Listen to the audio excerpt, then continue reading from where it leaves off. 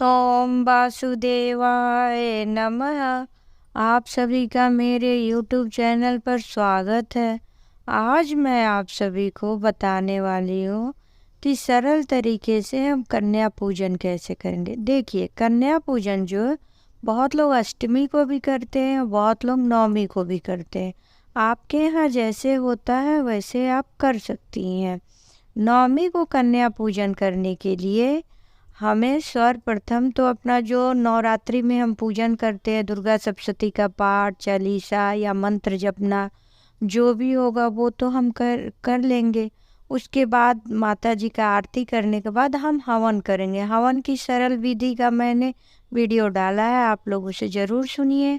और उसके बाद से हवन करने के बाद उसके बाद हम कन्या का पूजन करते हैं। तो कन्या पूजन के दिन सर्वप्रथम हम लोग को अगर आप नवमी को खिलाने वाली हैं तो अष्टमी तिथि को आप जो भी आपके आसपास कन्याएं हैं 2 साल से 10 साल के बीच में, आप जाके उन्हें स्वयं बुला के आए, जैसे माता स्वरूप में, कि जैसे हम माता जी को बुलाते हैं उस तरह से हम जाके उनसे आग्रह करके विनती करके उनको बुलाएंगे, ऐसा भाव रखेंगे।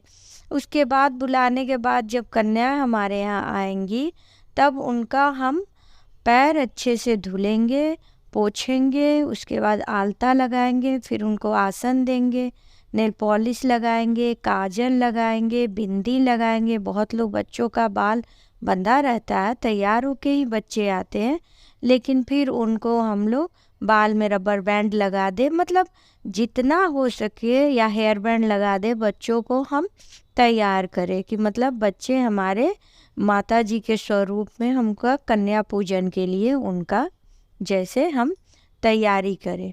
और कन्या पूजन के दिन भोजन का भी अलग अलग जगह अलग, बहुत लोग क्या होता है रेडीमेड खरीदा हुआ चीज़ ले आके खिला देते हैं या बच्चों को फल दे देते हैं। जैसे कन्या पूजन के दिन ये बात सही है, बच्चे बहुत नहीं खा पाते क्योंकि उनको कई जगह जाना पड़ता है, लेकिन फिर भी आप कोशिश कीजिए कि घर पे ही बना के कुछ भी हो, वो बच्चे आप जो भी कन्याएं उनको अपने घर बना के खिलाइए, वो ज़्यादा उत्तम रहता है।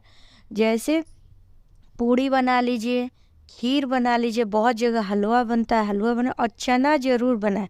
चना को क्या है, आप बिना लहसुन प्याज का बनाइएगा, और सेंधा नमक अगर आप डालती हैं तो बहुत अच्छी बात है, और मिर्ची वगैरह कम डालनी चाहिए मसाले का, कि बच्चे छोटे रहते हैं तो उनको खिलाना रहता है। और आप उनको आसन पे बिठा के पहले पानी दीजिए, फिर भोजन को परोस के दीजिए। बच्चे जितना खा पाए थोड़ा ही देना चाहिए, बच्चों को खिलाएं। उसके बाद से बच्चे खा ले तो उनके थाल को उठा के ले जा के रखिए और वहाँ के स्थान को साफ कीजिए। उसके बाद से जो कन्याएं रहती है, देखिए 9 कन्या बुलानी चाहिए और एक छोटा सा बालक, जो इसको हम लंगूर कहते हैं।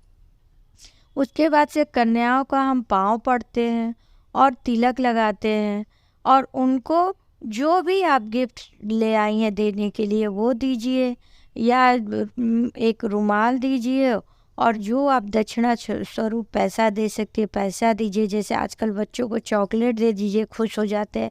लंच बॉक्स है, मतलब जो भी बच्चे आपका जो सामर्थ्य हो वो आप बच्चों को दीजिए। फल एक दीजिए, केला या नारियल, जो भी जो आप देना चाहे वो आपके ऊपर। आप चाहिए तो 16 श्रृंगार का सामान भी माता स्वरूप कन्या को आप अर्पित कर सकती हैं। जो आप गिफ्ट जितना आपका सामर्थ्य है उतना आप दे सकती हैं। तो इस प्रकार से हुआ कि कन्या को हम दे के उनका पाँव पड़ के, मतलब कि कन्या खुशी खुशी हमारे घर से जाए, इस प्रकार से हम कन्या पूजन करते हैं। अब देखिए, मेट्रो सिटी में बड़ी समस्या है कि कन्याएं ही नहीं मिलती हैं। हम तो और समय में नहीं देख पाते हैं कि हमारे यहाँ कन्या की कमी है, लेकिन नवरात्रि में बहुत जगह बहुत दिक्कत हो जाती है, कन्याएं नहीं मिलती हैं। तो ऐसे समय में अगर आपको जितनी कन्या मिल पा रही है उतने ही कन्या को आप पूजन कीजिए, क्योंकि क्या होता है कि बहुत सी कन्याएं ऐसी होती हैं जो जो कई जगह उनको जाना रहता है, हमारे पास नहीं आ पाती हैं। तो इसलिए अगर हम 9 कन्या एक साथ मिले तो अति उत्तम है, लेकिन आपके पास 2 ही कन्या, 4 ही कन्या, तो आप उन्हीं कन्या को डबल से ये कर लीजिए। जैसे मान लीजिए आपके पास 4 कन्याएँ हैं, तो उन्हीं को डबल से पाँव पड़ के और गिफ्ट वो दे सकती हैं आप। मतलब कि 9 कन्या का रूप मान के एक ही कन्या में दे दीजिए।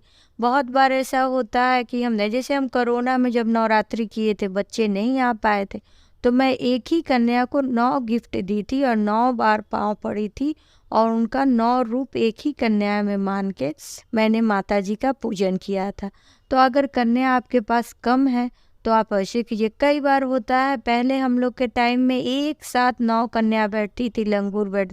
अब बच्चों का किसी का पेपर है तो कोई बच्चे देर आ रहे हैं, तो आप बारी बारी से भी अगर कन्या आती हैं तो आप उनको खिला सकती है। समय के अनुसार बदलना पड़ेगा और समय के अनुसार ही कार्य करना पड़ेगा।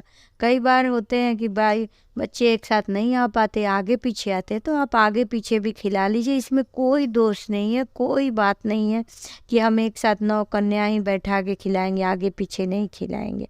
और रहा कन्या को गिफ्ट और दक्षिणा देने का, आप कुछ भी ना दीजिए। एक रुमाल और आपके पास 11 रुपया है, उतना भी दीजिए, पाँव पड़िए, वो भी बहुत है। ऐसा मत सोचिए कि नहीं मैं बहुत ज़्यादा गिफ्ट दूंगी तो ही माता जी प्रसन्न होंगे। नहीं, मैं हर वीडियो में अपने बोलती हूँ, सबसे बड़ी चीज़ है मन का भाव।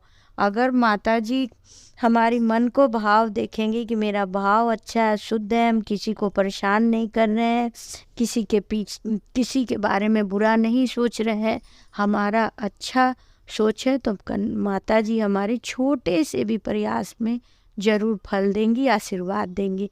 हम बहुत ज़्यादा चढ़ावा चढ़ाए, कन्याओं को दे, बहुत से दान पुण्य करें, लेकिन हमारे मन में किसी के प्रति वैर है या बुरा है तो बिल्कुल माता जी से छुप नहीं सकता है। तो इस प्रकार से आप लोग बिल्कुल निराश ना हो, जितनी कन्या मिले उतनी कन्या को खिलाइए और जब आए तब खिलाइए। तो इस प्रकार से मैंने आप लोग को बताया कि कन्या पूजन कैसे करें। और जब कन्या पूजन हम कर ले, उसके बाद जाकर अगर आप कलश की स्थापना की हैं तो घट हिला लीजिए। और आप अष्टमी नवमी का शिव व्रत की हैं तो कन्या के खिलाने के बाद और रामनवमी की पूजा करने के बाद फिर आप भोजन ग्रहण कर सकती हैं। अगर आप 9 दिन की व्रत है तो आप 9 दिन का व्रत रहने के बाद 10वें दिन, दशमी के दिन आप पारना कीजिए। तो आप लोगों को ये कैसी लगी वीडियो आप ज़रूर कमेंट बॉक्स में बताएं, लाइक करें, सब्सक्राइब करें और मुझसे कोई गलती हो तो उस बारे में बताएं भी। ओम वासुदेवाय नमः।